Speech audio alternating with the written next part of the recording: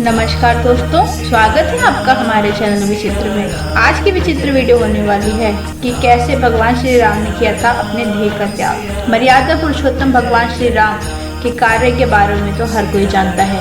कई सीरियल और फिल्में मर्यादा पुरुषोत्तम भगवान श्री राम के आदर्श जीवन चरित्र को उजागर कर चुकी हैं। तुलसीदास से लेकर वाल्मीकि रामायण तक सबको कंठस्थ है, लेकिन भगवान श्री राम का अंत कैसे हुआ, आखिर उन्होंने इस धराधाम को क्यों और कैसे छोड़ा, इस बात की जानकारी कम ही लोगों के हैं। यदि आप भी जानना चाहते हैं तो देखिए इस वीडियो को एंड तक। भगवान श्री राम के महापरायण के बारे में जगत गुरु श्री राम दिनेशाचार्य कहते हैं कि भगवान प्रकृति से बंधे नहीं होते, परमात्मा प्रकृति से परे होते हैं। वह प्रकृति से नहीं बनता, इसलिए उनको जीवन मरण की प्रक्रिया समाप्त हो जाती है। अगर आप आम मनुष्य की तरह ईश्वर को वृद्धावस्था और समान मनुष्य की तरह परिवर्तन होने लगे तो वह भगवान कहाँ रह जाएंगे।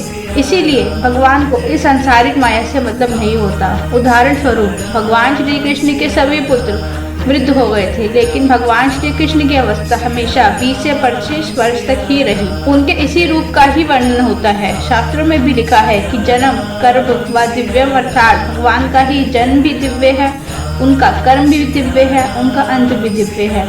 इसलिए भगवान की मृत्यु कैसे हुई यह कोई नहीं कह सकता। जब भगवान धरती पर दानवों का नाश करने के लिए, सृष्टि का कल्याण करने के लिए धरती पर अवतार लेते हैं तो वह अपनी लीला समाप्त करने के बाद अपने परम धाम के लिए चले जाते हैं। जगत गुरु श्री राम दिनेशाचार्य बताते हैं कि भगवान श्री राम की जब सब लीलाएं समाप्त हो गई थी और रावण का संहार हो गया था, तब भगवान श्री राम ने इस धराधाम को छोड़ दिया।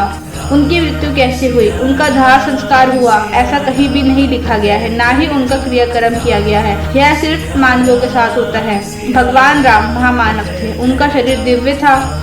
जब भगवान की लीला धरती पर समाप्त हो गई तो त्रेता युग में देवताओं ने भगवान श्री राम के आग्रह किया कि प्रभु अब अपने धाम चले।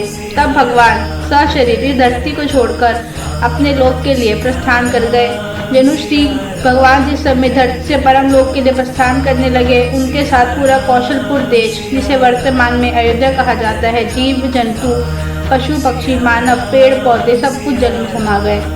इस स्थान पर भगवान राम सशरीर अदृश्य हो गए। आज वह स्थान फैजाबाद के सरयू तट के किनारे मौजूद है। इसे गुप्तधार घाट के नाम से भी जाना जाता है। भगवान पवित्र सरयू नदी में प्रवेश कर गए, जिसके बाद वहां एक दिव्य विमान आया और उस समय भगवान का स्वरूप बदल गया। उनकी 4 भुजाएं हो गई, जिससे वह भगवान राम का विष्णु अवतार कहा जाता है। उस रूप में आने के बाद भगवान उस विमान में बैठ गए। यह देखकर अयोध्या की प्रजा ने भगवान से कहा, हे प्रभु, आप अपने परम धाम को जा रहे हैं, आपके बिना हमारी क्या दशा होगी। तब प्रभु ने अपनी प्रजा से कहा, आप सब मेरे प्रिय हो, इसके लिए आप सब मेरे साथ चले। और पूरी प्रजा के साथ भगवान श्री राम त्रेता युग के अंतिम चरण में अपने परिधाम को चले गए और इसी तरह पूरी अयोध्या सरयू नदी में समा गई।